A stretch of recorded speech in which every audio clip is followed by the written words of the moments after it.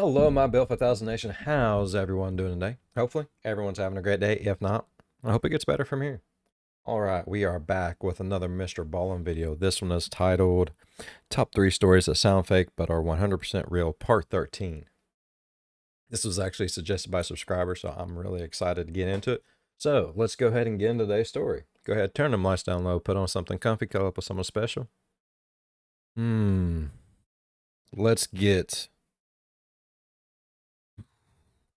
top 3 stories that sound fake. Oh, God. Today we're probably going to get slightly traumatized. So let's get slightly traumatized, a little informed. Let's get a little anxiety. Yeah, let's really kick this Friday off. You know what I mean? Why the hell not? Sometimes the truth is stranger than fiction, and today we're going to look at 3 stories that demonstrate that. But before we get into today's stories, if you're a fan of the strange, dark, and mysterious delivered in story format, then you've come to the right place because that's all we do, and we upload 3 or 4 times every week. So if that's of interest to you, please offer to teach the like button how to drive in your car, and then on the day of their first lesson, show up in your 18-speed transmission semi-tractor trailer truck. Also, please subscribe to our channel and turn on all notifications so you don't miss any of our weekly uploads. All right, let's get into today's stories. Oh, God.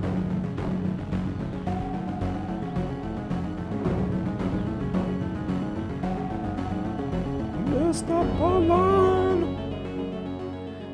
Just after midnight on June 22nd, 1991, Charles Holden was on his way home from work when he decided to stop at a fast food restaurant near his house in Harrington, Delaware. After grabbing a quick bite to eat, Charles left the store and got back in his truck. He turned it on and he was about to drive out of the lot when he stopped because there was this man running towards him, waving, trying to flag him down. So Charles put his truck back in park and he rolled his window down to see what this guy wanted. And when the stranger got close enough, he told Charles that his sister was having a baby and he needed a ride to the hospital, which was about 20 minutes away. Charles couldn't tell if this guy was lying. It was super late. He didn't know this guy and he just had a bad feeling about him. And so he told him, "No, I'm sorry. It's too late. I gotta get home. It's too far out of the way." The stranger immediately looked dejected and turned around and started walking away. And as Charles was watching him go, he felt bad and said, "You know what? Hey, come back here. I'll give you a ride part of the way there." And so the stranger smiled, hopped in his passenger seat, and they took off. Charles drove him approximately 3 miles in the direction he had asked to go before pulling over on the side of the road and telling him, "This is as far as I'm going to take you." Charles lived only about a block away, and he didn't want to drive too far away from home so late at night. But the stranger, upon hearing he was being let out so soon, suddenly became angry and began fumbling in his pocket like he was going to get a knife or some sort of weapon, and he starts screaming at Charles, "Hand over your keys, hand over your wallet, or I'm going to kill you." Charles, meanwhile, was on edge just being in the car with this guy because he had a bad feeling about him. And so he immediately jumped into action. He turned off his truck, he ripped the keys out of the ignition, and he leapt out of his truck and started running. Charles saw way off in the distance was a convenience store, and he figured he could run to there and get some help. But as he's running, he turns around and sees the stranger has also leapt out of the car and was now sprinting up to him with a screwdriver in his hand. And this stranger was running really fast. He was gaining. Oh, God, this worst fear has come to fruition. No. On Charles, and soon Charles realized he wasn't going to make it to the convenience store before this guy caught up to him. And so at some point Charles just stops, he turns around.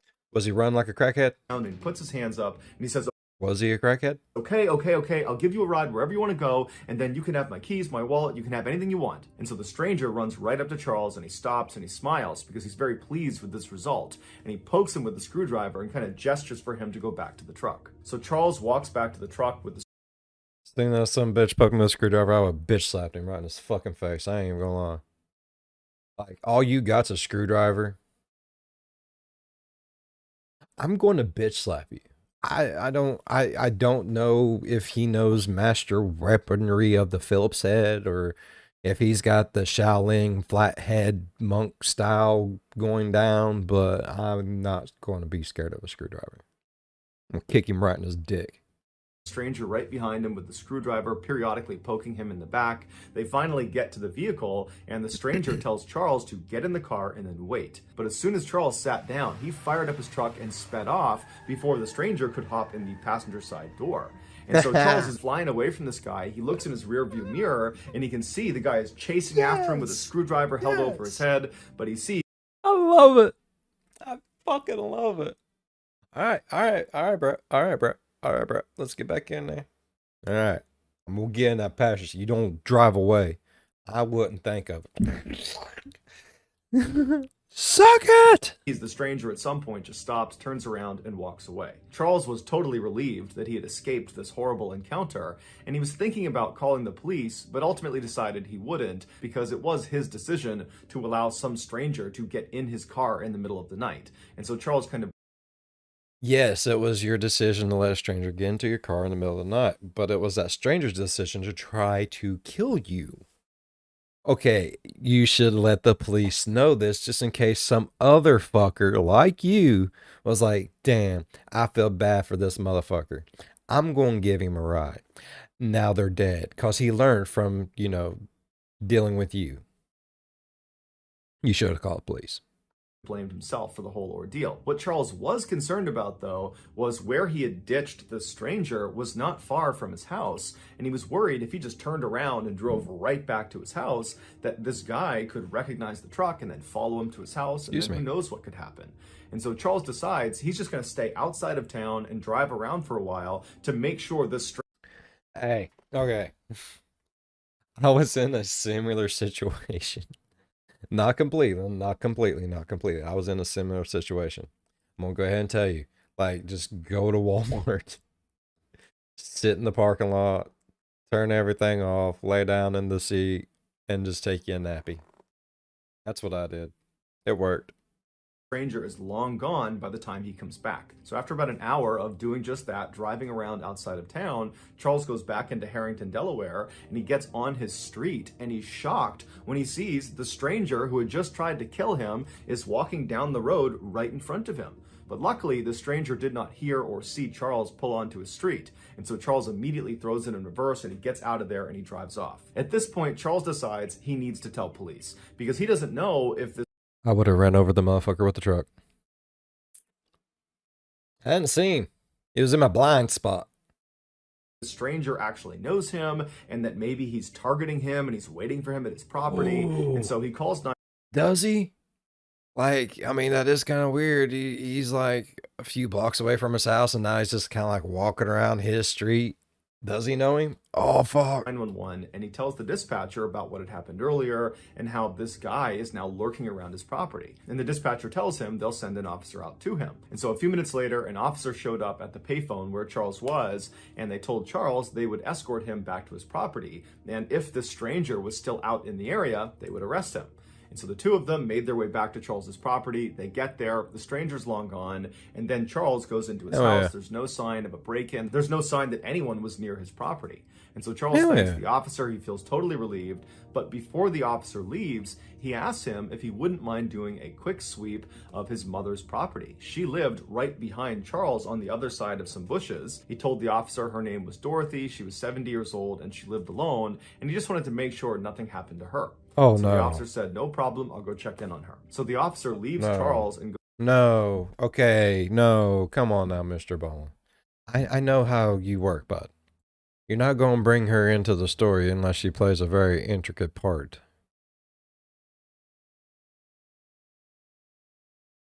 Fuck.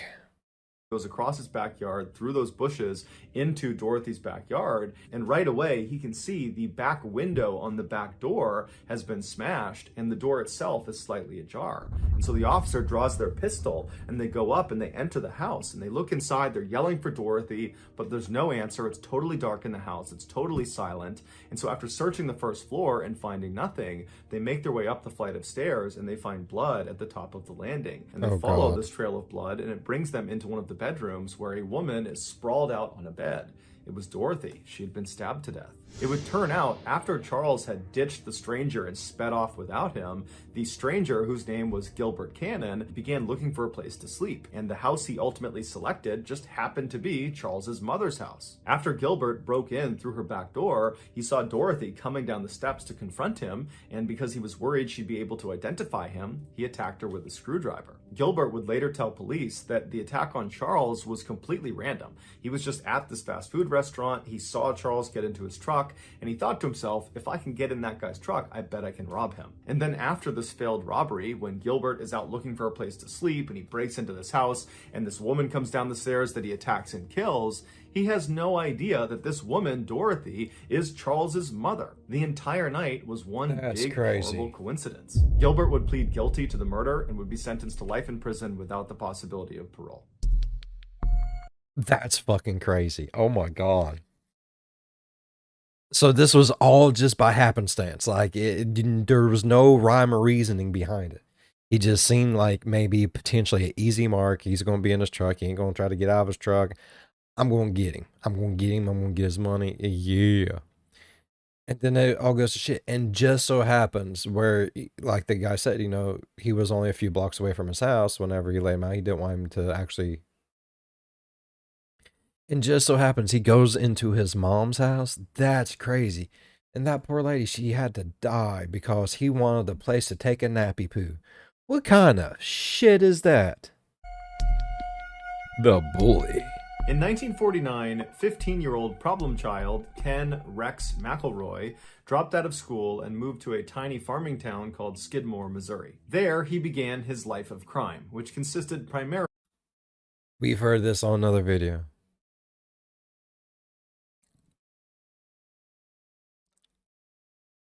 We have. I like this. I like this story. It's fun. Of theft. At night, he would drive his truck onto Skidmore residents' property, and he would steal their livestock, alcohol, grain, food, antiques, anything he could get his hands on and that he could sell, he would take. And if the owners ever caught him in the act, he would just raise his rifle at them and tell them to go back inside and never report it to the police or he would kill them. And because Rex was this big 270-pound monster of a man who was known for having a bad temper and for being really aggressive, people generally just did what he asked. And he looks like old school Meatloaf. Rocky Horror Picture Show. his crimes went totally unreported. In the rare instances that victims would report Rex's crimes to police, Rex would begin intimidating them and their family by staking out their houses at all hours of the night, or he would just walk directly up to these victims and he would say, "I will kill you if you testify against me." And if none of those tactics worked, Rex used some of his illegal money to hire one of the very best defense lawyers in the entire state, a lawyer who had famously represented the mob, and he would step in and get Rex off of virtually any charge, including the time Rex actually did shoot one of the owners who caught him in the act. Are you fucking... I want a mob lawyer. Mob lawyers, if you are out there, get in touch with me. I don't want to do nothing stupid, but I just want to know if something stupid happens and I'm there and yeah. Over the years, Rex would use these fear and intimidation tactics not just to make money, but also to prey on young women and girls. In the 1970s, when Rex was in his 40s, he began stalking a local Skidmore girl who was 12 years old named Trina. After assaulting her dozens of times, Rex learned her family was going to be pressing charges against him. So Rex burned down Trina's family's house and killed the family dog, and then threatened to kill the entire family unless they signed paperwork that would legally marry their daughter Trina to Rex. This would protect him legally in case they pressed any charges against him. After the family finally relented and signed off... That is shitty. Like, that, he is the smart kind of shitty. Smart kind of shitty. What the fuck? So, he literally can just scared the parents into signing away their daughter to be his basically permanent sex slave. Oh, this dude's like 10 kinds of trash. In the marriage, Trina was forced to come live with Rex at his house, and within 2 years, she became pregnant. After the birth of her child, she took her baby and tried to run away from Rex, and she ran back to her family's new house, and she was hiding there, but Rex tracked her down. He took her and their baby back, and then Rex proceeded to burn her family's house down again, and again killed their new family dog. By the end of the 1970s, Rex wasn't Why? Why does he have to kill the family dog? I don't understand none of this. Why kill the family dog? What did it do? Seriously, what did the dog do? Why kill? Like, I'm not happy he burnt down the house. Like, this family's house. Like, this is their this is their second house. But why the dog? What did the dog do, man? Only just the most hated person in Skidmore. He was the most destructive person. He had hurt so many people in town, but it seemed like no one could do anything about it. It was like he was untouchable. Then a single piece of candy. Someone gonna touch him, all right. Someone's just gonna reach out and go, touch. In the best way possible. Changed everything. In 1980, one of Rex's children was at a local grocery store in Skidmore when they were caught stealing a piece of candy. When the shopkeeper asked the child to put the candy back, they refused, and it caused this huge fight. And before long, Rex has found out about this huge fight, and Rex, instead of being upset with his child for stealing, he becomes enraged that the shopkeeper had the audacity to accuse his child of a crime. And so Rex began stalking the owner of the store, a 70-year-old man named Bo, along with the rest of Bo's family. At all hours of the night, Rex would just show up in front of their house with a gun slung across his lap, and he would fire shots into the air. And then during the day, he would walk right up to Bo and he would tell him, "I'm going to kill you." And so Bo and his family knew it was only a matter of time before Rex did become violent. And they were right. In July of that year, Rex showed up. Man. This dude likes to pick on the weak and the old, don't he? I'd kick him right in his fucking throat. Force Sparta him out a fucking window. Up at Bo's grocery store with a shotgun in hand, and Bo, who was in the back of the shop loading groceries through the back door, he turns around and he sees Rex walking up to him. They have this heated confrontation where at some point Rex just raises a shotgun and he fires a shot into Bo's neck. Bo was gravely wounded, but he would survive, and Rex would actually get arrested and would be charged with attempted murder. And it seemed like, for once, maybe Rex was actually going to get what was coming to him, but he didn't. The attempted murder charge was lowered to just assault, and he was given 2 years in prison. But he would only serve 1 day in jail before being released on bond. And as soon as he was out on bond, he went right to his house and he got his rifle that had a bayonet attached at the end of it. Are you fucking right serious? To the tavern in the middle of Skidmore, and he began telling anybody who would listen that he planned to finish the job, i.e. he was going to kill Bo, and he described in very graphic detail how he planned to do it, which involved this rifle and this bayonet. Patrons that were at the tavern that saw Rex and heard these claims, they were scared for Bo, and so they left the tavern and they told city leaders about these threats. And so city leaders at this point, they've had enough of Rex, and they decide they're going to host this secret meeting that will not include Rex the following morning. So the next morning comes around, and all these angry residents, they come to this meeting and they begin discussing, how are we going to handle Rex? We can't use police. We can't use politicians. Nothing can be done. So what are we going to do? How are we going to put an end to his reign of terror? And after a while, they came up with a plan. And after the meeting was done, everybody left the town hall, they got their guns, and they made their way over to the tavern where Rex was seen earlier that morning. About 40 of these armed men surrounded the outside of this tavern, and once they were all in place, another smaller group of men that were all armed walked inside the tavern, and they saw Rex sitting at the bar with Trina sitting right next to him. And so these men, they walk up right behind Rex, uncomfortably close, right behind him, and they just stand there with their guns looking at him. And at some point, Rex turns around and sees them, and he's about to lash out and start fighting them, but he realizes he's totally outnumbered, and these men that are standing all around him, they look like they mean business. And so he stands up, he grabs Trina, and he brushes past them, trying to act tough, and he walks out of the tavern.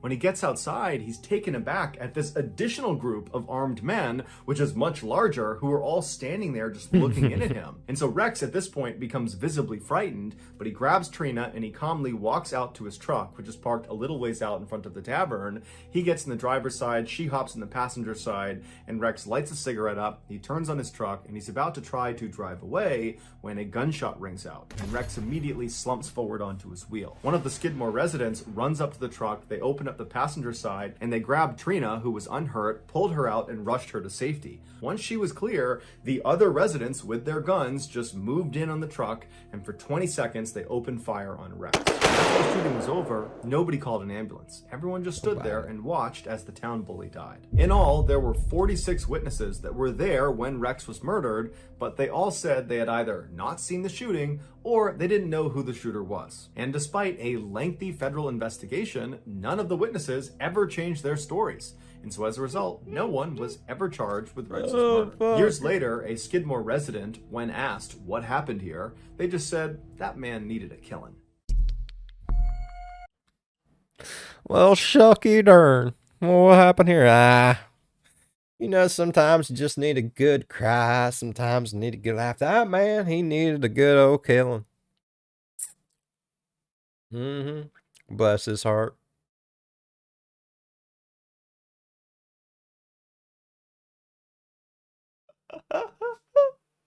I've heard that story once before. I forget what channel it was. It was hilarious.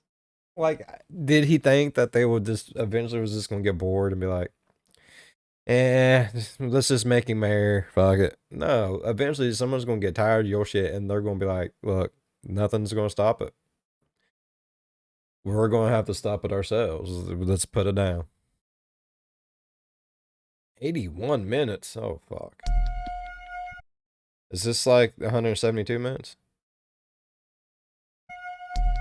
On the morning of March 18th, 1990, a young woman named Karen parked her car just outside of the Isabella Stewart Gardner Museum in Boston, Massachusetts. This famous museum is home to over 15,000 pieces of priceless art from ancient Rome, medieval Europe, Renaissance Italy, Asia, the Islamic world, and 19th century France and America. The outside of this 4-story building is strikingly plain, but inside is strikingly gorgeous. There is this lush green open-air courtyard that sits right in the middle of the museum that all of the galleries look down into. Karen was an art enthusiast, and she was a security guard at this museum, and that day she was on duty. After parking her car, she got out and walked her way over to the employee entrance, and there she pressed the buzzer and announced her arrival to the 2 night shift guards that she would be relieving. But after a few seconds, the night shift guards did not respond to her, and they did not unlock the door. And so after a little while, Karen pressed the buzzer again and said, "I'm here, can you please open the door?"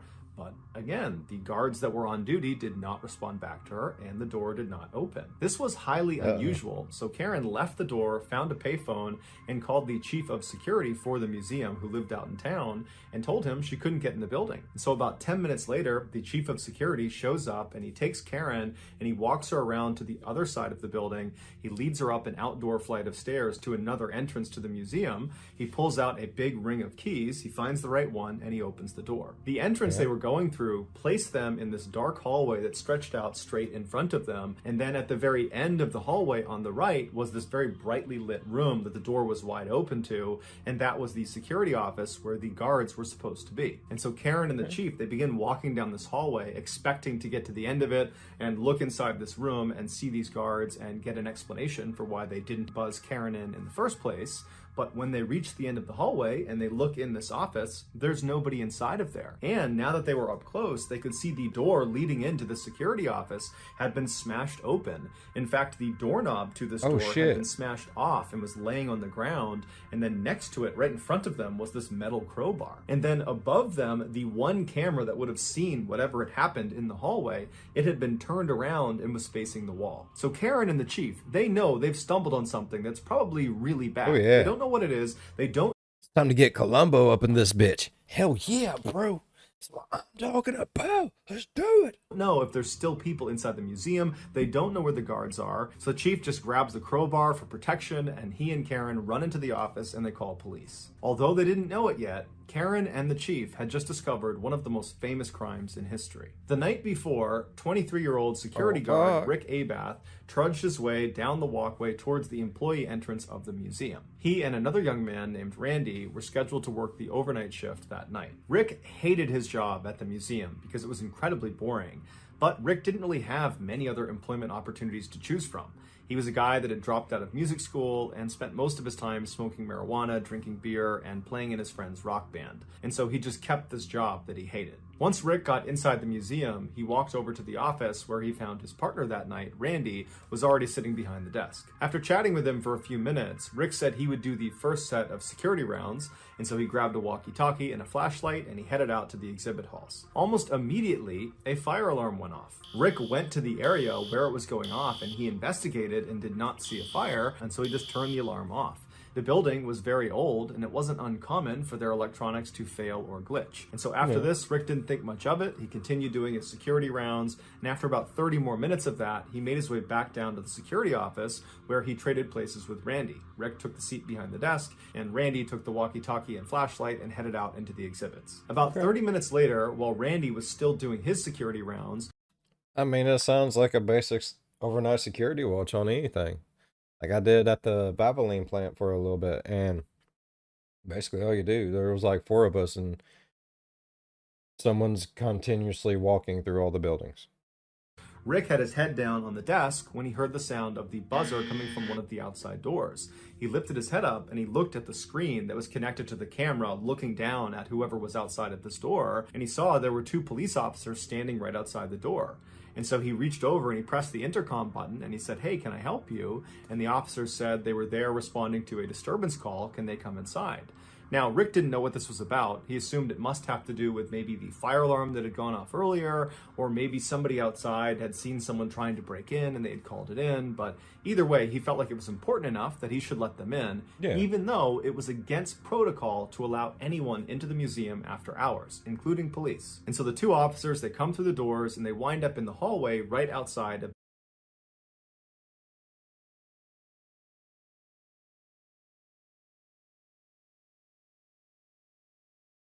Anyone else thinks it's really shady? Okay, I imagine that the police who have dealt with this museum knows that they can't just go in there. That more than likely they have to be like the head of security dude has to come down and walk them through this. I would imagine. Why are they appearing requesting to be coming in, and why did the fire alarm go off out of nowhere? Like they said it was the fire alarm, right? I don't. I got a memory of a goldfish.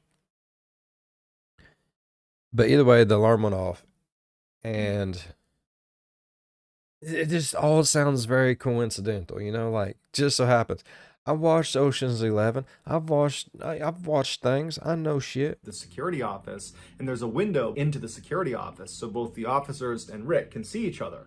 And the officers immediately say to Rick, "Hey, are you working alone tonight?" And Rick says, "No, my partner is out doing security rounds. He'll be back soon." And so the officers just kind of nod their heads and they're looking around the room for a second. And one of them, as he glances at Rick again, he does kind of a double take and he goes, "Wait a minute. I think I know you. There's a warrant out for your arrest. You need to come out here and show me your ID."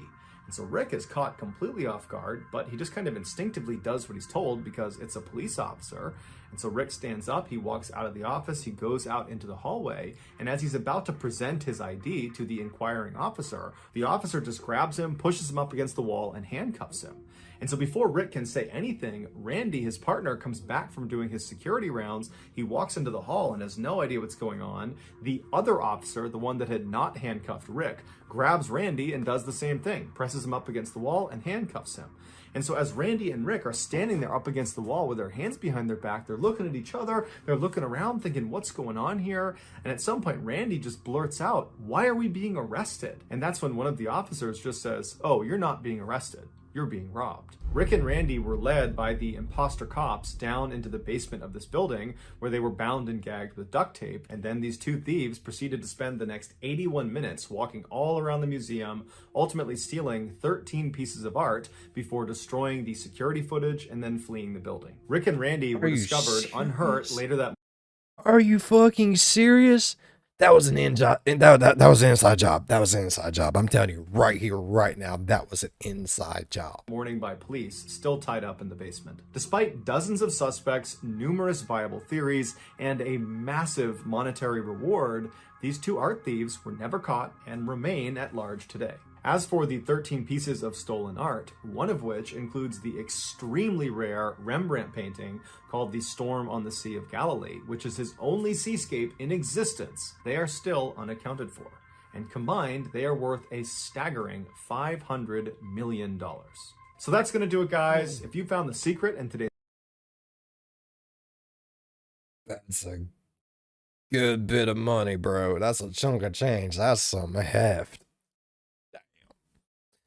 I like that. Thank you so much for the suggestion. I really, really enjoyed it.